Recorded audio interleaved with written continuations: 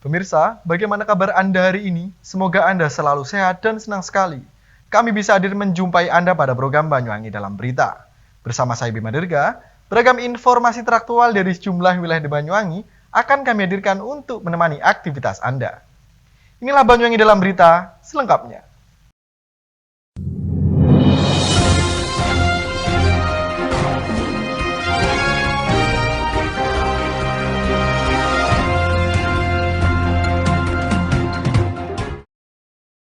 Mengawali berita hari ini pemirsa, seorang pria asal desa Pondok Nongko, Kecamatan Kabat, meregang nyawa usai tersetrum aliran listrik di kolam ikan hias tempat ia bekerja pada Jumat siang. Korban pertama kali ditemukan oleh teman kerjanya dengan kondisi terbujur kaku di salah satu petak kolam. Diduga korban tersengat aliran listrik saat membetulkan pompa air.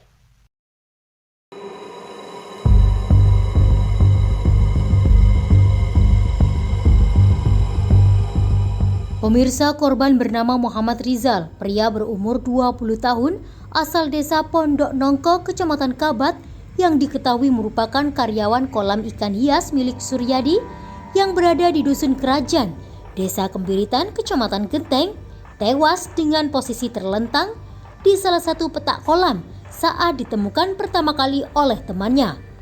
Tewasnya korban diduga akibat tersengat aliran listrik saat ditugaskan untuk memperbaiki salah satu pompa air. Kejadian berlangsung pada hari Jumat sekitar pukul 14 waktu Indonesia Barat. Rekan korban yang saat itu bertugas mengecek aliran air di sisi atas terkejut setelah menemukan korban sudah dalam kondisi terlentang dan sempat mengalami kejang-kejang. Mengetahui hal itu, teman korban langsung mematikan aliran listrik dan meminta bantuan warga sekitar. Naas, nyawa korban yang diketahui baru 1 tahun bekerja di kolam ikan tersebut tidak dapat ditolong. Diduga korban tersengat aliran listrik dengan jarak waktu lebih dari 5 menit. Kapolsek Genteng Kompol Sudarmaji saat dikonfirmasi melalui pesan singkat menuturkan, dari hasil visum tim dokter tidak ada tanda kekerasan dalam tubuh korban. Hanya luka pada telapak tangan kiri serta luka lecet diduga didapatkan saat korban terjatuh. Dapat disimpulkan kejadian ini murni kecelakaan.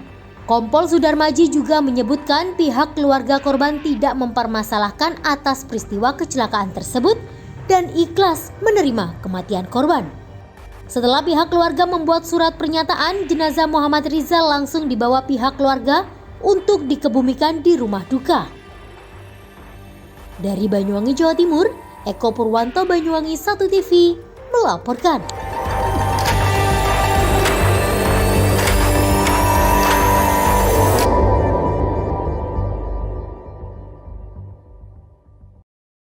Baik pemirsa, berbagai cara dilakukan untuk menarik minat anak-anak agar mengikuti vaksinasi. Seperti yang dilakukan oleh Mapolresta Banyuwangi, Jawa Timur dengan menghadirkan superhero dalam kegiatan vaksinasi COVID-19 untuk anak usia 6 hingga 11 tahun di halaman SD Islam Al-Khairiyah Jumat pagi. Upaya ini sengaja dilakukan agar anak-anak tidak takut dan terhibur saat divaksin.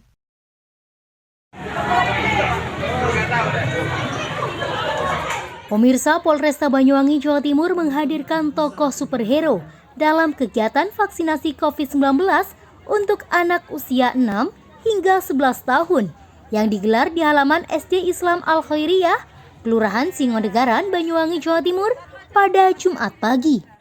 Upaya ini dilakukan agar anak-anak yang hendak divaksin tidak takut dan terhibur. Beberapa karakter superhero yang ditampilkan adalah Batman, Spider-Man, dan Kapten Amerika. Selain menghadirkan tim superhero, Polresta Banyuwangi juga memberikan beragam bingkisan untuk anak-anak. Pada vaksinasi anak kali ini, sebanyak 500 siswa, mulai dari kelas 1 hingga kelas 5, mengikuti vaksinasi tahap 1 dan tahap 2. Para siswa kali ini terlihat antri dan antusias, menunggu giliran divaksin dengan ditemani para tokoh superhero. Dengan adanya tokoh superhero, para siswa yang awalnya takut, kini tidak takut lagi dan malah terhibur. Siswa nggak jadi takut. jadi takut, terhibur ya? Iya, senang. Gimana rasanya di vaksin itu? Sakit. Iya. Mbak, harapannya setelah divaksin apa, Mbak? Semoga bisa 100% lagi. Bisa sekolah aktif lagi Iya. ya. Selama ini sekolahnya masih daring apa tatap muka? Tatap muka. Tatap muka ya. Selain itu, vaksinasi anak juga disambut baik oleh pihak sekolah. Diharapkan dengan adanya vaksinasi ini bisa mencegah dan terhindar dari virus COVID-19 serta mencapai kekebalan kelompok, terutama di kalangan usia anak-anak. Sehingga anak-anak bisa kembali beraktivitas dan mengikuti pembelajaran tatap muka di sekolah. Ya, berkaitan dengan kegiatan vaksin ini membantu sekolah untuk menanggulangi masalah COVID ini, sehingga semoga nanti anak-anak itu bisa sehat semua, terhibur. Jadi ya, sebagian kecil yang anak-anak mengalami ketakutan. Jadi adanya ini juga bisa diselesaikan dengan adanya hiburan tersebut. Ini vaksin 2. Vaksin 2 ya Pak? Ya, Mulai cuma kelas ada berapa? yang vaksin 1 ada juga. Kelas 1 sampai kelas 5. Kelas 5 ya. Jumlahnya itu Ada sekitar 500-an. 500-an Pak. Iya. Kira-kira 500-an karena belum selesai ini. Sementara itu, data dari Posko Satgas COVID-19 Kabupaten Banyuwangi mencatat jumlah anak yang sudah melakukan vaksin mencapai 87%. Namun, pihaknya mentargetkan pada akhir bulan ini, vaksinasi anak di Banyuwangi sudah mencapai 100%. Pada intinya ada psikologi anak terhadap situasi yang ada. Tetapi dengan adanya beberapa bentuk superhero itu bisa menjadikan kenyamanan. Ini salah satu terobosan yang kita lakukan untuk dapatnya anak-anak itu tidak terasa bahwasanya dia akan disuntik, tetapi dia merasa senang. Jadi tidak ada beban sama sekali terhadap kegiatan vaksinasi. Sekarang sudah mencapai 87% untuk anak. Kita coba nanti di akhir bulan ini sampai dengan 100%. Iya, berhasil karena tadi ada yang menangis begitu ada melihat ini ternyata tidak jadi. Terus ada yang takut begitu melihat ini senang. Ada perubahan-perubahan. Hingga saat ini, kegiatan vaksinasi COVID-19 untuk anak usia 6 hingga 11 tahun terus dilakukan di sekolah-sekolah dasar yang ada di Kabupaten Banyuwangi. Tidak hanya itu, pihaknya juga menghimbau kepada seluruh warga masyarakat untuk tetap mematuhi protokol kesehatan secara ketat. Di antaranya, wajib memakai masker, menjaga jarak, dan menghindari kerumunan. Mengingat angka COVID-19 di Kabupaten Banyuwangi terus mengalami kenaikan yang signifikan. Dari Banyuwangi, Jawa Timur, Tim Liputan Banyuwangi 1 TV melaporkan. Baik pemirsa, tak kuat menyalip, sebuah truk bermuatan kayu bakar terguling di Jalan Purwodadi, Kecamatan Gambiran, Banyuwangi pada Kamis malam.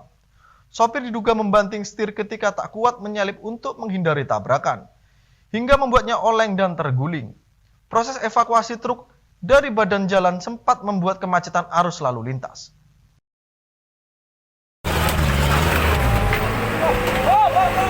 Pemirsa, beginilah upaya evakuasi sebuah truk bermuatan kayu bakar usai terguling di Jalan Purwodadi, tepatnya jurusan Jajak Bangurjo pada Kamis malam.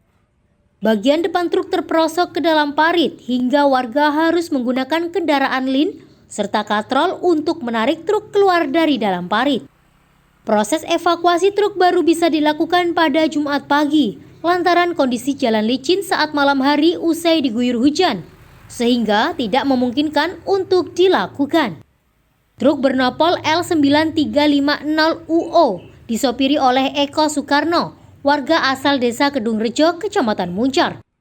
Sopir diduga membanting setir lantaran tidak kuat menyalip untuk menghindari tabrakan sebelum terguling dan menyebabkan beberapa muatan sempat tercecer di bahu jalan.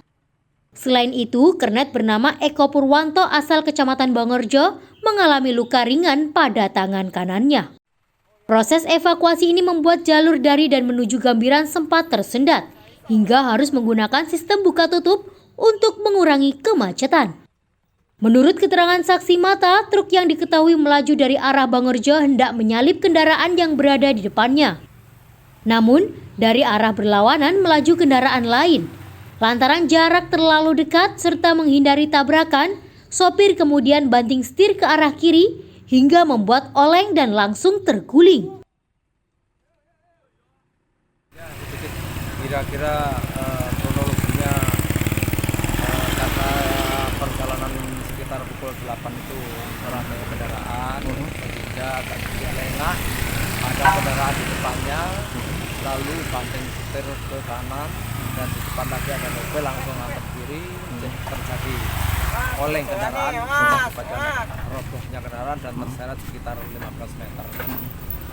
Ya ada nekat sedikit bagian lengan ini ada apa-apa, tak terlalu parah. Saya tidak ngantuk, cuman ya itu tadi karena kondisi jalannya terlalu langsung, kan 8. Ini kan jalur provinsi ini memang terang. Arah dari Sukorejo ke Jajak lah. Soalnya rutenya nggak jauh. Kayu bakar. Buat dikirim ke tukang tahu pemesanan. Sering kirim sebenarnya. Kalau kerugian material ya perkiraan sebenarnya 10 kurang lah, sekitar 5 juta. Pada pukul 10.00 waktu Indonesia Barat, barulah truk bisa dievakuasi. Dari data pihak kepolisian, kerugian akibat kejadian ini ditaksir mencapai Rp500.000. Dari Banyuwangi, Jawa Timur, Tim Liputan Banyuwangi 1 TV melaporkan.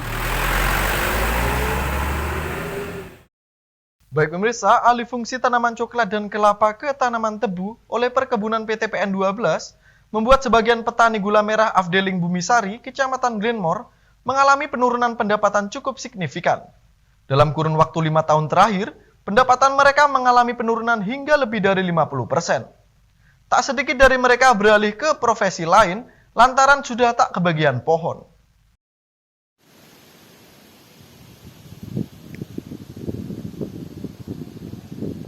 Pemirsa, kebijakan alih fungsi lahan perkebunan PT PN 12 dari tanaman kelapa dan coklat beralih ke tanaman tebu untuk menyangga kebutuhan bahan baku bagi pabrik IGG Glenmore dampaknya mulai dirasakan para petani kelapa. Pasalnya jumlah pohon kelapa secara kuantitas sudah berkurang dibanding sebelum kebijakan ini diberlakukan. Sejumlah petani kelapa mengaku mengalami penurunan pendapatan cukup signifikan. Dalam kurun waktu 5 tahun terakhir, pendapatan mereka anjlok dari produksi rata-rata bisa menembus 100 kg per hari, kini anjlok di angka 30 kg per hari. Selain berkurangnya jumlah pohon kelapa, kualitas nira saat ini tidak sebagus dan tidak sebanyak dulu. Tidak adanya rutinitas pemupukan seperti tanaman coklat di Tenggarai menjadi alasan tersendiri mengapa penurunan itu bisa terjadi. Mengingat tanaman kelapa yang bersanding mengambil resapan pupuk dari tanaman coklat. Tergerusnya jumlah pohon kelapa juga berimbas terhadap jumlah penyadap nira kelapa. Tercatat sekitar 20 orang kini masih bertahan dari 60 orang penyadap nira yang dulu bekerja di Afdeling Bumisari. Katmiarsih, salah satu yang masih bertahan, mengaku hanya bisa mendapatkan 30 kg gula merah dalam sehari. Itu pun masih ngoyo.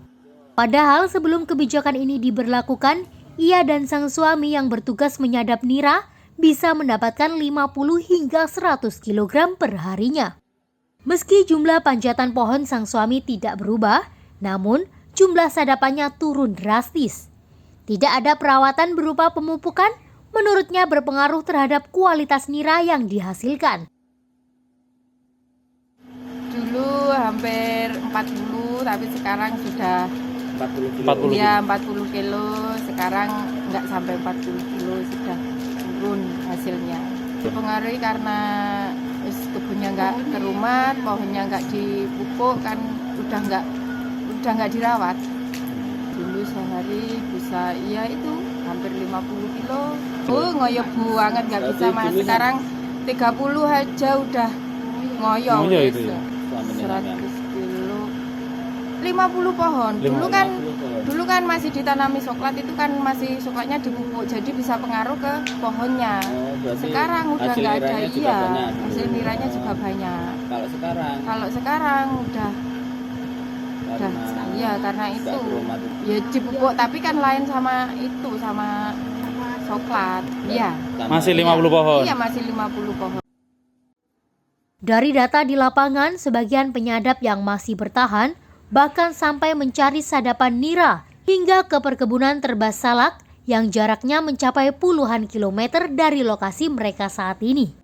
Selain itu, ada dalam 1 atau 2 tahun ke depan, mereka mengaku bakal kehilangan mata pencaharian lantaran muncul wacana untuk membabat habis pohon kelapa yang ada saat ini.